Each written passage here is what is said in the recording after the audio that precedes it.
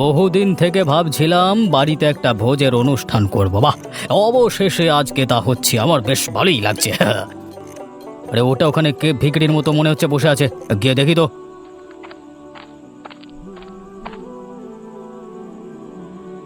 আরে কে বুড়িমা, তুমি এখানে কি করছো? আমার বাড়িতে কোনো ছোট লোককে তো নেমন্তন্ন করা হয়নি, তাও তুমি এখানে গন্ধে গন্ধে চলে এসেছো, লজ্জা করে না? আসলে গ্রামে বহুদিন পর শুনলাম তোর বাড়িতে ভোজ হচ্ছে, সেই জন্যেই তো এলাম। বাহ বাহ বাহ বাহ, শুনলে বলে ভিখিরির মতো খেতে চলে এলে তোমরা, পারো বটে। এভাবে বলছিস কেন? সকলেই তো এসেছে, আমি একজন এলে এমন কি অসুবিধে? আমি কতই বা খাবো। আমার কি অসুবিধে আছে না আছে তার কৈফিয়ত কি আমি তোমাকে দেব নাকি? আমার বাড়ি অনুষ্ঠানে আমি কোনো ভিখিরিকে দেখতে চাই না। আজ আমরা গরিব বলে তুই আমাদের এভাবে বলতে পারছিস? কই আর কাউকে তো এমন করে বলছিস না। হ্যাঁ বলছি, আরো বলবো, কি করব? আর তাছাড়া তোমরা যখন জানো যে তোমরা গরিব, তাহলে এত নোলা কিসের? খাওয়ার জন্য না খেয়ে থাকতে পারো না? পেট যখন আছে খিদে তো পাবেই। আমি বয়স্ক মানুষ, কতই বা খাবো? তুই এভাবে আমাকে অপমান করিস না। অপমান করব না তো পুজো করবো নাকি? যাও যাও, দূর হয়ে যাও, বাড়ি থেকে দূর হয়ে যাও। কিন্তু আমি যে আমার নাতনিকে কথা দিয়েছিলাম, আমি ওর জন্য ভোজবাড়ির খাবার নিয়ে যাব। আমাকে দয়া করে ওর জন্য অন্তত কিছু দে বাবা। এই তো ভীষণ জ্বালায় পড়লাম। আরে এই যাও তো, তখন থেকে মাথা খেয়ে যাচ্ছে। তোমার মতো মানুষের জন্য কোনো খাবার নেই। দূর হ, দূর হ আমার বাড়ি থেকে। দেখবে আমি কি করতে পারি, দেখবে দেখবে, দেখতে হবে, দেখ।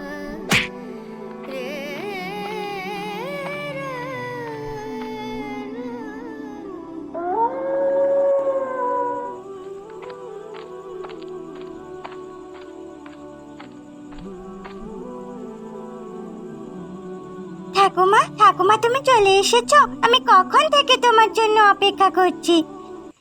আরে মা, তুই এখানে বসে কেন? ভিতরে চল।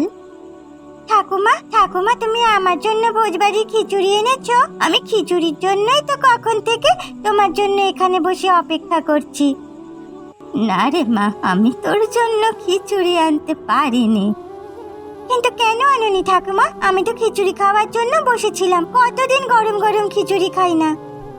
গরিব মানুষদের এই সমাজে থাকার কোনো অধিকার নেই রে পূজা। আজ আমরা গরিব বলে ওই রাধাকান্ত আমাকে সামান্য একটু খিচুড়ির জন্য কি না বলে অপমান করলো। সেই জন্যই তো আমি তোর জন্য খিচুড়ি আনতে পারলাম না। কি বলছো কি ঠাকুমা? তোমাকে খিচুড়ির জন্য অপমান করেছে? আমি আর খিচুড়ি খাবো না ঠাকুমা, আর কোনোদিন খাবো না। শুধু কি অপমান? এটা আমার গায়ে হাত তুললো, লাথি মেরে বের করে দিল। কি বলছো কি ঠাকুমা? আমার খুব খারাপ লাগছে। আজ আমার জন্য তোমাকে ওরা এত করে অপমান করলো। আমি যদি খিচুড়ি খেতে না চাইতাম, তাহলে ওরা তোমাকে অপমানই করতে পারতো না, তুমি কষ্টও পেতে না। না রে পাগলি, মন খারাপ করিস না। পারা তো ওরা, সেটা আমি আজ বুঝতে পারলাম।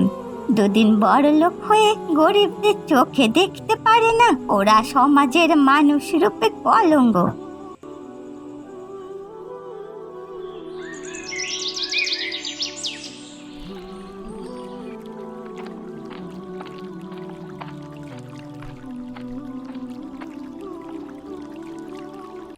কিরে পূজা, নদীর পাড়ে কি করছিস? এই তো জল নিতে এসেছি সনাতন দাদা। তা আগের দিন রাধাকান্ত বাবুর বাড়িতে কি হয়েছে কিছু শুনেছিস তুই? হ্যাঁ শুনেছি, রাধাকান্ত বাবু আমার ঠাকুমাকে অপমান করে বাড়ি থেকে বের করে দিয়েছে। কারণ আমরা গরিব তো, তাই। শুধু কি অপমান, গায়েও হাত তুলেছে। তাহলে দেখছি তুই সবই জানিস। হ্যাঁ সনাতন দাদা, আমি সব জানি। ঠাকুমা কাল রাতে বাড়ি ফিরে আমাকে সব বলেছে। রাধাকান্ত বাবু একজন বয়স্ক মানুষের সাথে এমন ব্যবহার করবেন আশা করিনি। ওখানে যখন ঘটনাটা ঘটেছে কেউ কিচ্ছু বলেনি। এরকম আচরণ করার জন্য তুমিও না, সবাই দাঁড়িয়ে দাঁড়িয়ে মজা নিয়েছে। তুমি আমার কাছে কালকের কথা বলতে। তুই আমাকে চিনলি না পূজা? আরে তোর কি মনে হয় আমি বলিনি? কিন্তু রাধাকান্তের মতো এমন অহংকারী এবং স্বার্থপর মানুষেরা কারোর কথা শুনতেও পারে না, কাউকে সম্মান করতেও পারে না। সারা জীবন সবার একদিন থাকে না, আমাদেরও দিন পাল্টাবে, আর রাধাকান্ত বাবু দিন পাল্টাবে। ওনার যদি আমাদের মতো অবস্থা হয় সেদিন উনি বুঝবেন। আমি যখন দেখলাম রাধাকান্ত বাবু বুড়িমাকে অপমান করছে, আমি তখন ওনাকেও বাধা দেয়। উনি আমাকে ছোট বড় কথা বললেন আর বুড়িমাকে লাথি মেরে বার করে দিলেন বাড়ি থেকে। ভগবানের বিচার করবেন, তুমি দেখো সনাতন দাদা। ঠিক বলেছিস পূজা, ওনার অহংকার একদিন চূর্ণ হবেই। ঠিক আছে, আমি এখন যাই সনাতন দাদা, বাড়িতে ঠাকুমা একা আছে। হ্যাঁ হ্যাঁ, যা।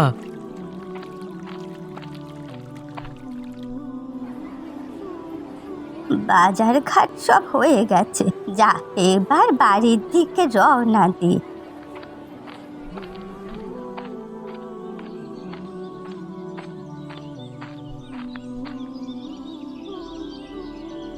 কি রাস্তার ধারে ওটা কি পড়ে আছে? দামি জিনিস মনে হচ্ছে, যাই গিয়ে দেখি তো। কি এ তো দেখি একটা সোনার হার, এটা কার? এখানে কেন পড়ে আছে? বুড়ি ওটা কি তুলে নিচ্ছে রাস্তা থেকে, কেমন যেন দামি জিনিস বলে মনে হচ্ছে। আড়াল থেকে দেখি আগে, তারপর গিয়ে ধরবো। ভগবান এতদিনে মুখ তুলে চেয়েছেন আমাদের দিকে, ঈশ্বর তোমাকে অনেক ধন্যবাদ।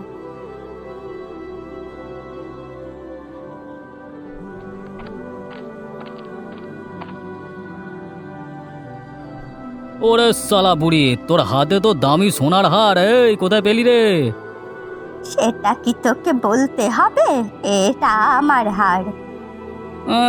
তোমার হার না ছাই, কার বাড়ি থেকে ঝেপে এনেছিস? এই মুখ সামলে কথা বল, তোকে কে বলেছে আমি চুরি করে এনেছি?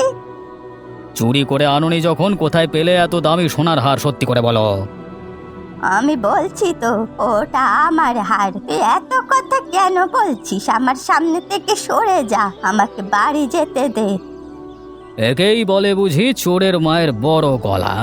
কোত্থেকে চুরি করে নিয়ে এসে এখন বলছে নিজের, আবার জিজ্ঞেস করাতে গলা উঁচিয়ে কথা বলছে, লজ্জাও করে না?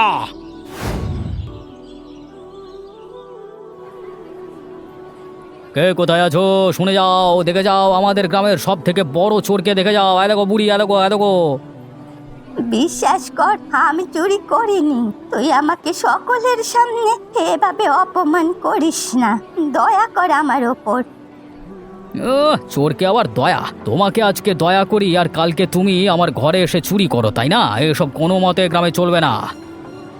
আমরা গরিব হতে পারি, কিন্তু চোর না। এক বেলা না খেয়ে থাকবো, তা বলে কারো বাড়ি চুরি করি না।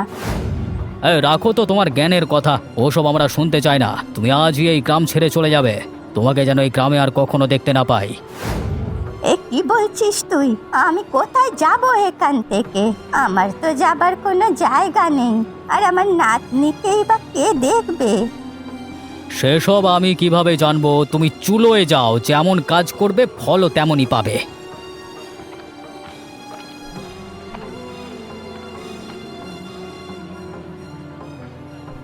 এ কি ঠাকুমা, তুমি কাঁদছো কেন? কি হয়েছে তোমার? আর এখানে এভাবে দাঁড়িয়েই বা আছো কেন? এত লোক কিসের? কি হয়েছে? তোর ঠাকুমা চুরি করেছে, সেই জন্য তোর ঠাকুমাকে গ্রাম থেকে বের করে দেওয়া হবে, বুঝলি? আপনার পায়ে পড়ি রাধাকান্ত বাবু, এরকম করবেন না, আমাদের সাথে এরকম করবেন না। ছাড়া ঠাকুমার কেউ নেই, আমি ঠাকুমাকে ছাড়া কিভাবে থাকবো? দয়া করুন আমাদের ওপর। আমি কোনো দয়া টয়া করতে পারবো না। তোর ঠাকুমা যেমন কাজ করেছে, শাস্তি তো তাকে পেতেই হবে। আমি চুরি করিনি, সবাই বিশ্বাস করো, আমি চুরি করিনি। ঠাকুমা! আমি সবই শুনলাম রে পূজা, বুড়িমার সাথে এটা একদম ঠিক হয়নি। তুই কাঁদিস না পূজা। তুমি তো জানো সনাতন দাদা, আমার ঠাকুমা ছাড়া আমার আর কেউ নেই। এখন আমি কার কার ভরসায় থাকবো, কি নিয়ে চলবো? তুমিই বলো। তোকে এখন শক্ত হতে হবে। তুই যদি ভেঙে পড়িস তাহলে ওরা তোকে ছাড়বে না। আমি জানি সনাতন দাদা, কিন্তু তুমি দেখো, আমরা গরিব বলে আমার ঠাকুমার শেষ কার্য পর্যন্ত একজনও আসেনি। আমরা কি এতটাই খারাপ? তোরা খারাপ না রে পূজা, আসলে এ সমাজে গরিবদের কোনো স্থান নেই। ঠিক বলেছো তুমি সনাতন দাদা। এখন ওসব লোকেদের কথা ছাড়, আমি তোর জন্য একটা ভালো সিদ্ধান্ত নিয়েছি, সেটা মন দিয়ে শোন। কি সিদ্ধান্ত দাদা? এরা তোকে এখানে শান্তিতে থাকতে দেবে না, তার থেকে ভালো শহরে আমার এক আত্মীয়র বাড়ি আছে, আমি ভেবেছি তোকে সেখানে রেখে আসব। সেখানে তুই কাজের পাশাপাশি পড়াশোনা করবি। কিন্তু তারা কি আমাকে সেখানে থাকতে দেবে? আমি কি কাউকে চিনিও না। সেসব নিয়ে তোকে ভাবতে হবে না, আমি তাদের সাথে কথা বলে নিয়েছি, তুই নিশ্চিন্তে ওখান থেকে পড়াশোনা করে বড় হবি। ঠিক আছে দাদা, তুমি যা বলবে তাই হবে। হ্যাঁ রে পূজা, আগে তুই নিজের পায়ে দাঁড়া, তারপর তোর ঠাকুমার উপর করা সব অন্যায়ের প্রতিশোধ নিবি। কথা দে আমাকে। আমি তোমায় কথা দিচ্ছি দাদা, আমি এই অন্যায়ের প্রতিশোধ নিয়েই ছাড়বো। তুমি দেখে নিও, আমি ঠিক ফিরে আসবো এখানে।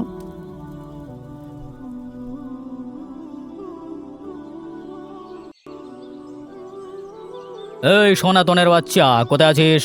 বাড়ি থেকে বেরিয়ে আয়।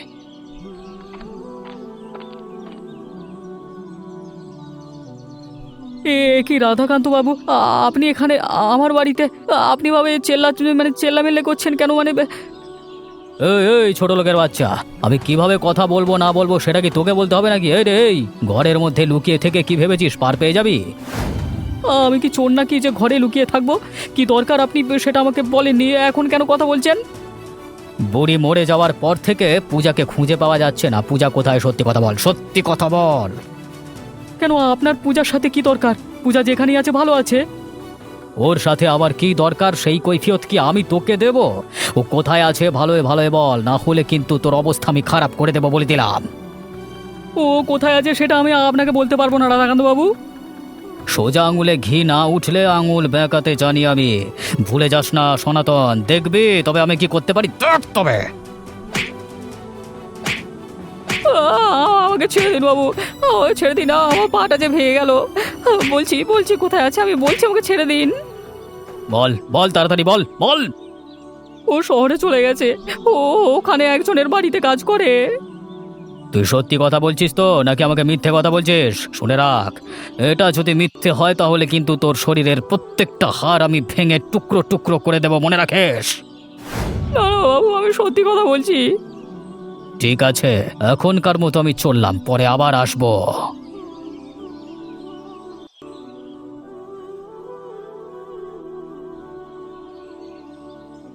একি পূজা, তুমি কথা বলছো না কেন? চুপচাপ বসে আছো, কি হয়েছে কি? কিছু হয়নি প্রকাশ, এমনি ভালো লাগছে না। ও বুঝতে পেরেছি, আবার তোমার ঠাকুমার কথা মনে পড়ছে তাই তো?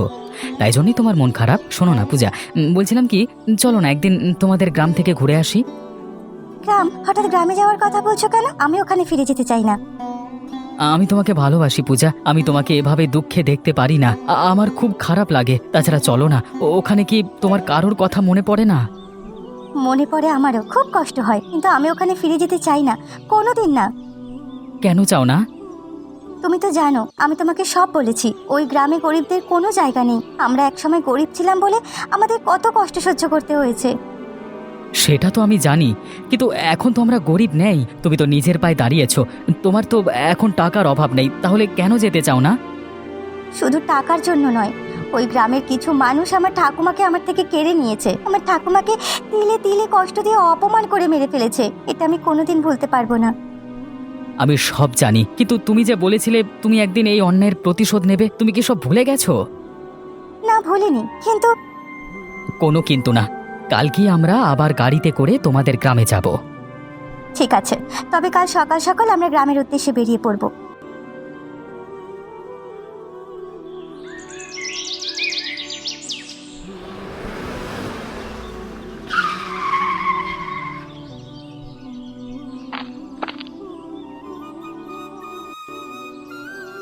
আহা, বহু বছর পরে গ্রামে ফিরে সে পুরনো দিনের মতো সবুজ গাছপালা, হাওয়া বাতাস পাচ্ছি, কি শান্তি যে লাগছে। দূরে ওঠা কে গাড়ি থেকে নামছে যেন মনে হচ্ছে, গিয়ে দেখি তো একটু।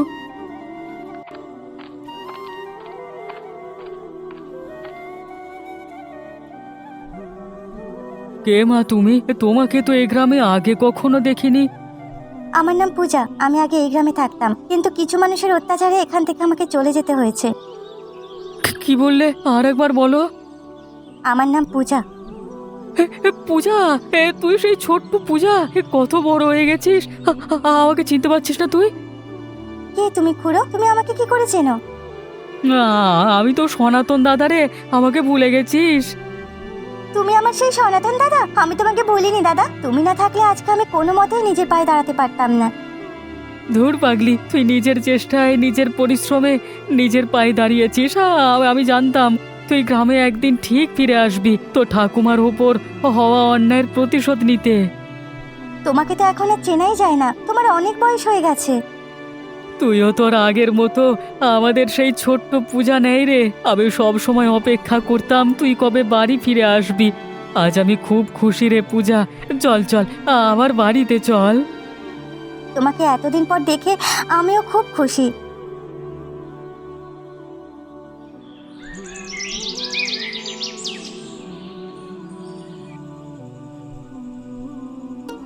তোমরা বসো এখানে, আমি তোমাদের জন্য কিছু খাবারের ব্যবস্থা করি। তোমাকে এত ব্যতিব্যস্ত হতে হবে না, আমরা ঠিক আছি। তা বললে কি হয় রে পূজা, কত বছর পর তুই এলি গ্রামে, তোদের একটু আদর আপ্যায়ন না করলে হয়? আরে তুমি এখানে বসো তো, এতদিন পর তোমাকে দেখলাম। তোমাকে এখন কিচ্ছু করতে হবে না, তুমি এখন আমাদের সাথে বসে গল্প করো। তারপর বলো আমি চলে যাওয়ার পরে কি হয়েছিল গ্রামে। তুই চলে যাওয়ার পর একদিন রাধাকান্ত বাবু আমার বাড়িতে এসে আমাকে প্রচুর মারধর করে আমার পা ভেঙে দেয় তোর খোঁজ না দেওয়ার জন্য। কি বলছেন কি আপনি? সেই ব্যক্তি এত ভয়ানক?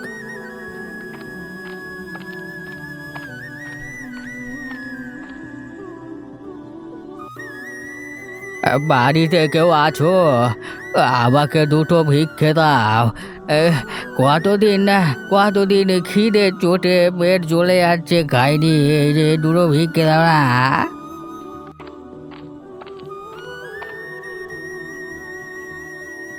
যাও তো এখান থেকে, ভিক্ষা হবে না, যাও।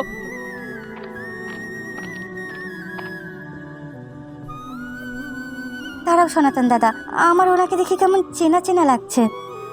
আরে চেনা চেনা তো লাগাটা স্বাভাবিক, এই তো সেই রাধাকান্ত, আজকে ওর এই অবস্থা হয়েছে।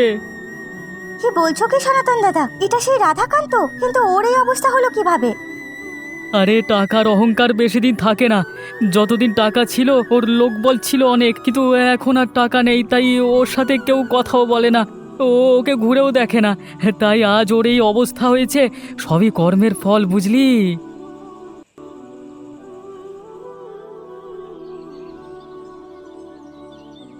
দূরে ওই গাছতলায় কালকের দেখা ওই ভিখিরিটা মানে রাধাকান্ত বাবু মনে হচ্ছে না?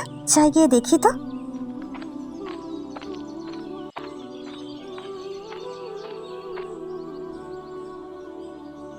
আপনি আমাকে চিনতে পারছেন রাধাকান্ত বাবু? কে তুমি? আর তুমি আমার নাম জানলে কিভাবে? আমি তোমাকে তো চিনতে পারছি না। আমি হলাম সেই পূজা, যার ঠাকুমাকে আপনারা তখন টাকার জোরে মিথ্যে অপবাদ দিয়ে সকলের সবার সামনে অপমান করে মেরে ফেলেছিলেন। মনে পড়ছে কিছু? আমাকে ক্ষমা করে রে পূজা, আমি নিজের ভুল বুঝতে পেরেছি। তোদের উপর অনেক অন্যায় অত্যাচার করেছি, তার ফল এখন পাচ্ছি। ক্ষমা করে দে রে পূজা। আমি বহুদিন আগেই সব ভুলে গেছি। যে মানুষটাই আর বেঁচে নেই, তার জন্য অন্য কাউকে কষ্ট দিতে আমি আর চাই না। না রে পূজা, আমি তোকে অনেক খুঁজেছি, কিন্তু কিন্তু কোনো খোঁজ পাইনি। তুই দয়া করে আমাকে ক্ষমা করে দে, নইলে আমি মরেও শান্তি পাবো না। তুমি এভাবে কেঁদো না, তোমাকে আমি আগের মতো সুস্থ করে তোলার দায়িত্ব নিলাম। আমি তোমাকে সুস্থ করে তুলবো। না রে পূজা, আমি আর বাঁচতে চাই না। আমি সকল গরিব মানুষের উপর অনেক অন্যায় করেছি, তাদের উপর অনেক অত্যাচার করেছি। সেই পাপের শাস্তি ভগবান আজ আমাকে দিচ্ছে। আমি আর বাঁচতে চাই না। এভাবে আপনি বলবেন না। আমি তো বলছি আপনার উপর আমার আর কোনো রাগ নেই, আমি সব ভুলে গেছি, তাই ক্ষমা করার কোনো প্রশ্ন ওঠে না। আমি শুধু চাই আপনি সুস্থ হয়ে উঠুন। না রে পূজা, আমি ঠিকই আছি, এটা আমার প্রাপ্য। আমাকে আমাকে আমার অন্যায়ের প্রায়শ্চিত্ত করতে দে।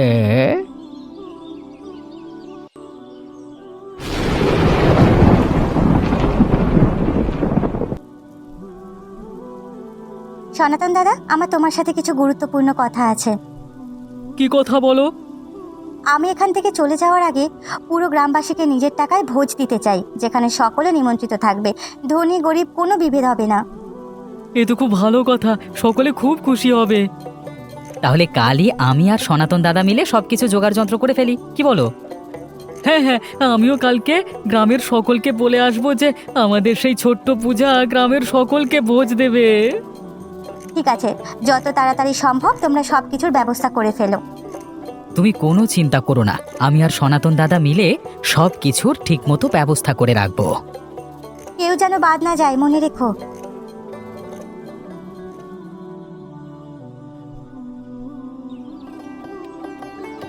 অবশেষে আমার এতদিনের ইচ্ছে পূর্ণ হলো। সবাই কিন্তু পেট ভরে খাবে, কেউ লজ্জা পাবে না। হ্যাঁ হ্যাঁ, তুমি একদম চিন্তা করো না, আমরা সকলে আনন্দের সাথে ভোজটা উপভোগ করব। তবে তার আগে আমি তোমাদের সাথে একজনের পরিচয় করিয়ে দিতে চাই। তোমরা দেখো তো তাকে চিনতে পারো কিনা। কার কথা বলছো তুমি পূজা? কার সাথে পরিচয় করিয়ে দিতে চাও তুমি?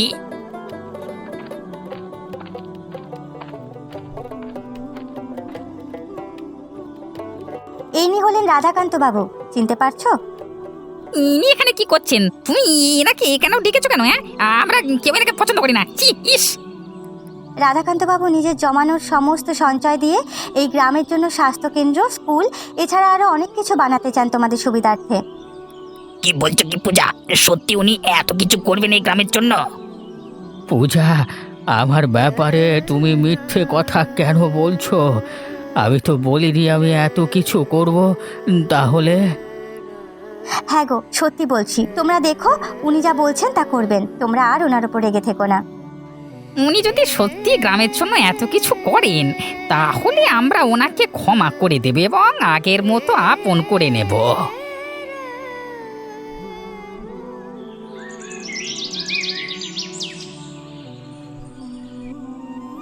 ভোজের অনুষ্ঠান তো ভালোভাবে মিটে গেল।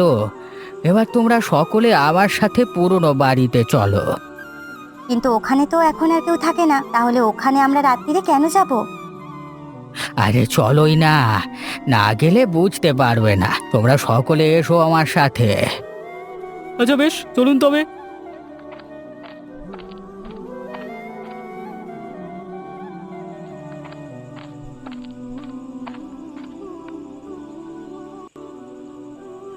প্রকাশ, তুমি এইদিকে এসো। ওই দেখো, আমি যেখানে আঙুল দেখাচ্ছি সেখানে আমার জমানোর সম্পত্তি লোকানো আছে। তা তুমি তুলে আনো, আমি সব কিছু দান করতে চাই। আচ্ছা বেশ, আপনারা এখানে অপেক্ষা করুন, আমি সব উদ্ধার করে আনছি।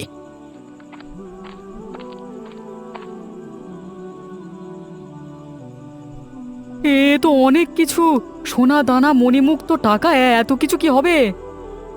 আমি এই সব কিছুর দায়িত্ব পূজার হাতে দিতে চাই এবং আমি চাই ওই সমস্ত সম্পত্তি দিয়ে যা ইচ্ছে যেভাবে ইচ্ছে খরচ করুক এবং ওর ঠাকুমার নামে এই গ্রামে একটি স্বাস্থ্য কেন্দ্র প্রতিষ্ঠা করুক। কিন্তু আপনি এত কিছু আমাকে দিয়ে যাচ্ছেন কেন? আমি এসব চাই না। আর কথা বাড়াস না পূজা, আমি জানি তুই আমার এই শেষ ইচ্ছে মর্যাদা দিবি। একি রাধাকান্ত বাবু, আপনি কথা বলছেন না কেন? রাধাকান্ত বাবু, আপনি কথা বলুন। পূজায় কি হলো? আসলে অতীতে করা ওনার সব অন্যায় গ্লানিতে উনি নিজেই শেষ হয়ে যাচ্ছিলেন। উনি হয়তো এই কষ্ট আর সহ্য করতে পারছিলেন না, তাই এই অন্যায় প্রায়শ্চিত্ত করে শান্তিতে নিজে আর শেষ নিঃশ্বাস ত্যাগ করলেন। তুমি ঠিকই বলেছ। কিন্তু আমি এটা চাইনি। আমি চেয়েছিলাম সুস্থ হয়ে উঠুক উনি, আর আমি আমার কথা রাখবো। আমি এই গ্রামে আমার ঠাকুমার নামে একটি স্বাস্থ্য কেন্দ্র গড়ে তুলব।